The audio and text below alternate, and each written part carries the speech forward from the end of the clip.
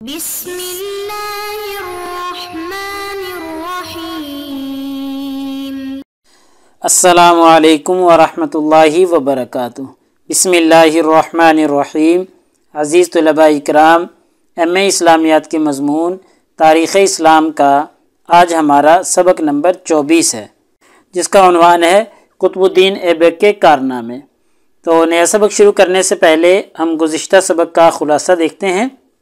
پچھلے سبق میں ہم نے سلطنت دہلی کے علمی کارناموں پر گفتگو کی تھی کہ جو سلاطین تھے دہلی کے، جو مختلف خاندانوں میں سلطنت چلتی رہی، حکومت چلتی رہی، خلجی حکومت ہے، ایسے ہی لودھی خاندان میں حکومت چلتی رہی، تغلق خاندان میں چلتی رہی اور خاندان غلامہ میں چلتی رہی۔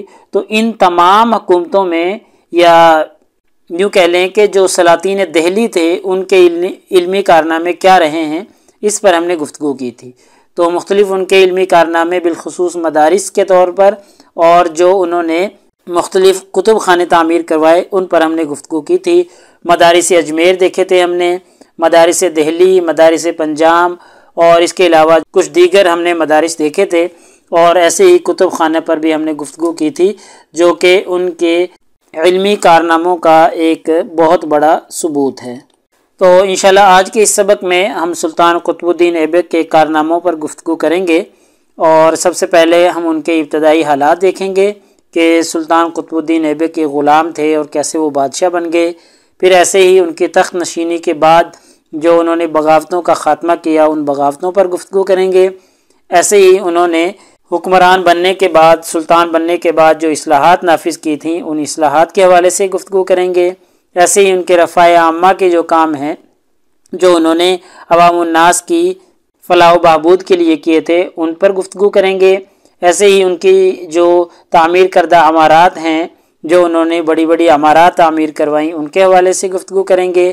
ایسے ہی ان کی مذہبی خدمات دیکھیں گے، ان کے عدل و انصاف کے حوالے سے گفتگو کریں گے، اور سکوں کا رواج، یعنی انہوں نے اپنے زمانے میں جو کرنسی، جو سکے رائج کیے تھے، اس حوالے سے انشاءاللہ ہم بھی تفصیل ان کی خدمات کا جائزہ لینے کی کوشش کریں گے۔ اور آخر میں ان کی ایک بہت بڑی خدمت کہ امن و امان کا قیام، یعنی امن و امان کے قیام کے حوالے سے ہم بھی تفصیل گفتگو کریں گے کہ کیسے انہوں نے ملک میں امن و امان قائم کیا تھا۔ تو چلیے سب سے پہلے ہم ان کے ابتدائی حالات دیکھتے ہیں۔ تو چونکہ ہم پیچھے بھی پڑھ چکے ہیں کہ شہاب الدین غوری نے ہندوستان پر حملہ کیا تھا، اور حملہ کرنے کے بعد فتح حاصل کی تھی، لیکن چونکہ شہاب الدین غوری کی کوئی نرینہ اولاد نہیں تھی، تو اس نے اپنی فوج میں سے قطب الدین ایبک کو چن لیا۔ خود تو وہ فتح حاصل کرنے کے بعد واپس چلا گیا، لیکن قطب الدین ایبک کو وہ حکمرانی عطا کر کے گیا، یعنی قطب الدین ایبک کو اس نے ہندوستان کا حکمران بنایا، اپنا نائب بنایا، اور قطب الدین ایبک کے حوالے پورا ہندوستان کر دیا۔ تو اس طریقے سے 4 سال تک قطب الدین ایبک نے حکمرانی کی، یعنی 1206 میں یہ حکمران بنا تھا، اور 1210 میں اس کی وفات ہوئی تھی۔ اور وفات جو ہے ایک حادثے کی صورت میں ہوئی تھی کہ قطب الدین ایبک جو ہے وہ پولو کھیل رہا تھا، یعنی گھوڑے اور جو بال وغیرہ سے کھیلتے ہیں، تو پولو کھیلتے ہوئے یہ گھوڑے سے گرا، اور گرنے کی وجہ سے اس کی وفات ہو گئی تھی۔ یہ آپ تصویر میں دیکھ لیں، کسی نے ان کی وفات کی عکاسی کرنے کی کوشش کی ہے۔ یہ دیکھیں، یہ پولو کھیل رہے ہیں سارے لوگ، اور پولو کھیلتے کھیلتے قطب الدین ایبک نیچے گرا، اور نیچے گرنے کی وجہ سے ان کی وفات ہو گئی۔ تو یہ ان کے کچھ مختصر حالات ہیں کہ شہاب الدین غوری نے ان کو ہندوستان کا حکمران بنایا، 4 سال حکمرانی کی، حکمرانی کر رہے تھے، تو حکمرانی کے دوران ہی پولو کھیلتے ہوئے گھوڑے سے گر کر جاں بحق ہو گئے۔ اب ہم دیکھتے ہیں کہ جب وہ تخت نشین ہوئے تو ان کو کون کون سی مشکلات درپیش تھیں، اور کن کن بغاوتوں کا انہوں نے خاتمہ کیا تھا۔ تو جب انہوں نے حکومت سنبھالی تو حکومت سنبھالتے ہی ان کو کئی مشکلات کا سامنا کرنا پڑا۔ تو قطب الدین ایبک نے سخت گیر پالیسی نہیں اپنائی، بلکہ رشتے ناتے اور رواداریاں قائم رکھیں، ان کے ذریعے مات دی۔ یعنی جو مشکلات پیش آ رہی تھیں، جو بغاوتیں ہو رہی تھیں ان کے زمانے میں، تو انہوں نے ان کے خلاف سخت پالیسی نہیں اپنائی، بلکہ زیادہ تر انہوں نے رشتے ناتے ان سے قائم کیے اور رواداریاں اپنائی۔ ان کے ذریعے، یعنی پیار کے ذریعے انہوں نے ان کو مات دی تھی، اور کافی حد تک اس میں انہوں نے کامیابی بھی حاصل کی، اور جتنی بھی اندرونی اور بیرونی بغاوتیں ہو رہی تھی ان سب کو ختم کر دیا۔ تو چند ایک جو بغاوتیں ان کے زمانے میں ہوئی تھی تب انہوں نے حکمرانی سنبھالی تھی تو ان کا تذکرہ ہم کرتے ہیں۔ تو جو بغاوتیں مشہور ہیں ان میں سے ایک ہے ناصر الدین قباچہ کی بغاوت۔ تو قطب الدین ایبک نے جیسے ہی سلطنت سنبھالی، امور سلطنت پر فائز ہوا، تو ناصر الدین قباچہ جو سندھ کا رہنے والا تھا اس نے سندھ میں بغاوت کر دی، اور بغاوت کر کے وہ سوچ رہا تھا کہ شاید اس کو حکمرانی مل جائے گی، لیکن ایسا نہ ہوا، بلکہ قطب الدین ایبک نے اس بغاوت کا قلعہ کما کر دیا۔ ایسی ایک اور بغاوت علی مردان کی بغاوت تھی۔ تو سلطنت کی طرف سے اسے بنگال کا اور بہار کا گورنر مقرر کیا گیا تھا، لیکن جب اس نے دیکھا کہ اس کی طاقت بڑھ گئی ہے بنگال اور بہار میں، تو اس نے بغاوت کر دی اور بغاوت کر کے قبضہ کرنے کی کوشش کی، لیکن قطب الدین ایبک نے اس بغاوت کا بھی قلعہ کما کر دیا۔ ایسی ایک اور بغاوت تاج الدین یلدوز کی ہے۔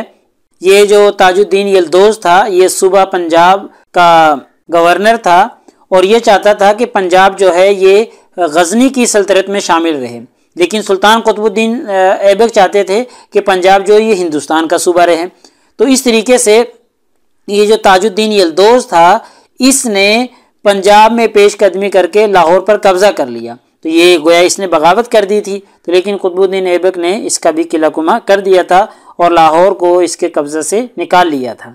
اب جیسے یہ بغاوتوں کا قلعہ کما کر رہے ہیں تو یہ ایسے ہی نہیں ہو گیا، بلکہ انہوں نے ان تمام سازشوں کو، تمام مشکلات کو قابو میں لینے کے لیے بڑی دور اندیشی سے کام لیا تھا اور بڑی مؤثر حکمت عملی اپنائی تھی۔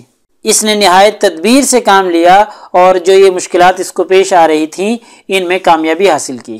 جیسے انہوں نے اب یہ تاج الدین یلدوز کے خلاف جو کارروائی کی تھی، اس کے خلاف قطب الدین ایبک نے غزنی پر حملہ کیا اور غزنی کو فتح کیا۔ اس کے بعد 40 روز وہیں پہ رہے اور پھر واپس لاہور آ گئے، اور لاہور آ کر اس نے تاج الدین یلدوز جو کہ باغی تھا اس کی بیٹی سے شادی کر لی اور شادی کر کے اچھے تعلقات قائم کر لیے۔ اب دوبارہ کبھی بھی تاج الدین یلدوز نے بغاوت نہیں کی۔ ایسی ہی علی مردان کے خلاف جو کارروائی کی تھی وہ بھی کچھ اسی طرح کی تھی۔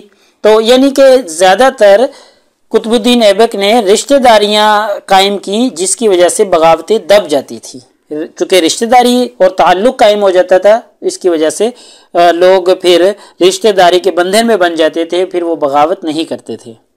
ایسے ہی سلطان قطب الدین ایبک نے بہت سی اصلاحات بھی نافذ کی، جیسے تعلیم کے فروغ کے لیے انہوں نے اصلاحات نافذ کی، اسلام کے فروغ کے لیے اصلاحات انہوں نے کی، عدل و انصاف کی فراہمی کے لیے اصلاحات انہوں نے نافذ کی، ایسے ہی غیر مسلموں سے بہتر سلوک کے لیے انہوں نے بہت سی اصلاحات نافذ کی تاکہ عوام الناس کو حکومت کا اور سلطنت کا فرما بردار بنایا جا سکے۔ ایسے ہی قطب الدین ایبک نے رفع عامہ کے بھی بہت سے کام کیے، جیسے مساجد کی تعمیر۔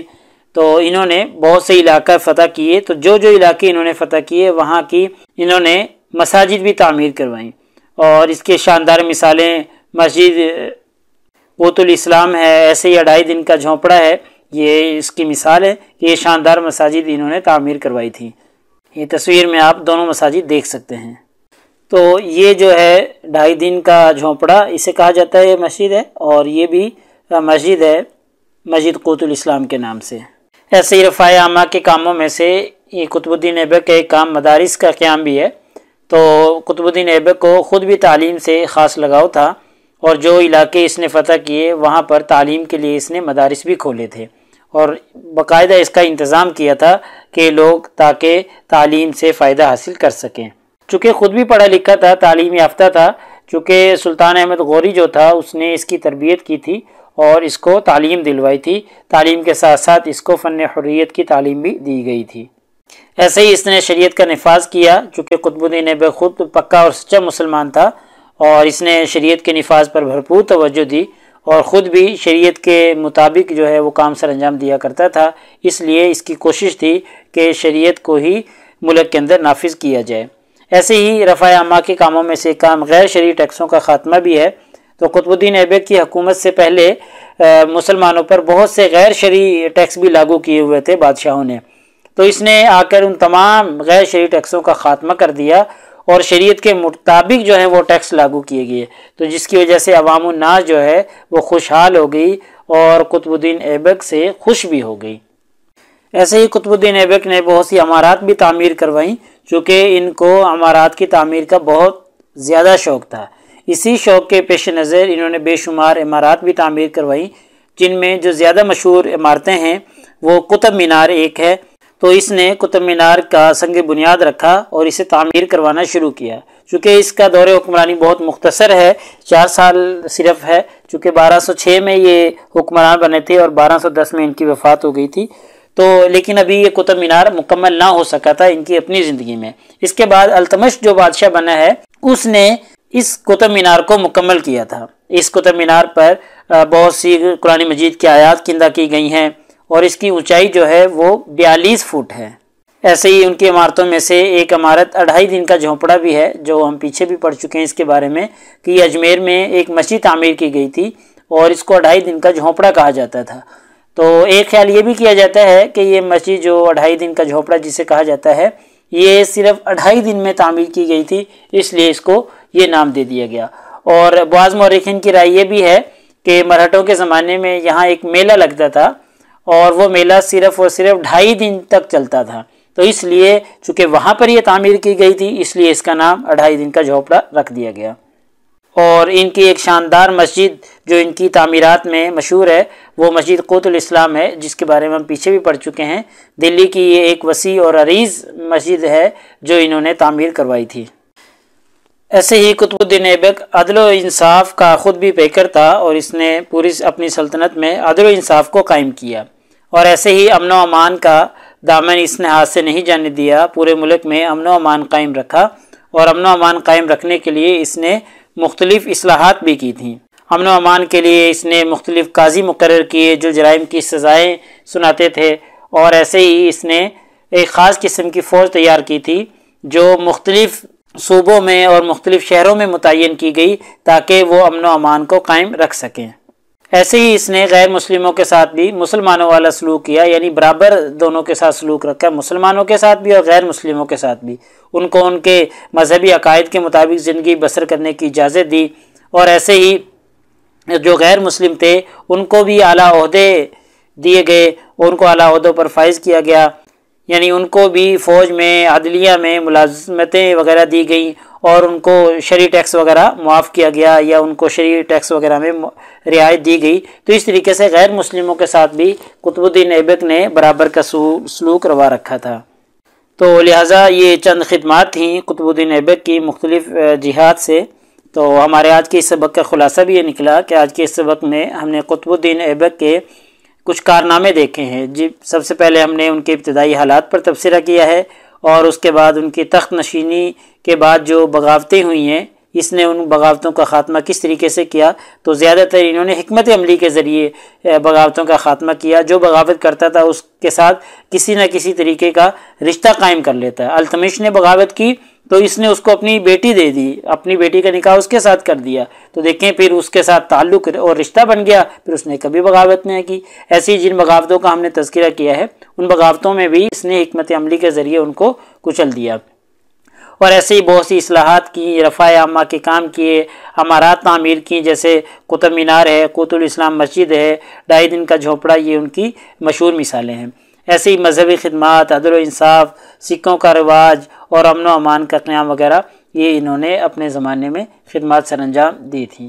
تو پیپر میں پوچھے جانے والے سوالات سے متعلق اگر ہم گفتگو کریں تو یہی سوال ہے کہ قطب الدین ایبک کی جو خدمات ہیں ان کو بیان کریں، یا قطب الدین ایبک کے جو کارہائے نمایاں ہیں ان کی تفصیلات بیان کریں، تو مختصراً ہم ان کے بارے میں پڑھ چکے ہیں۔ تو اگلے سبق نمبر 25 میں انشاءاللہ ہم اسی ترتیب سے چلتے رہیں گے، اور سلاطین دہلی کے اہم کارنامے انشاءاللہ اس موضوع پر ہم تفصیلی گفتگو کریں گے۔ جزاکم اللہ خیر۔ السلام علیکم ورحمۃ اللہ وبرکاتہ۔ اللہ پاک آپ سب لوگوں کا حامی و ناصر ہو۔ اگلے سبق تک اجازت چاہتا ہوں۔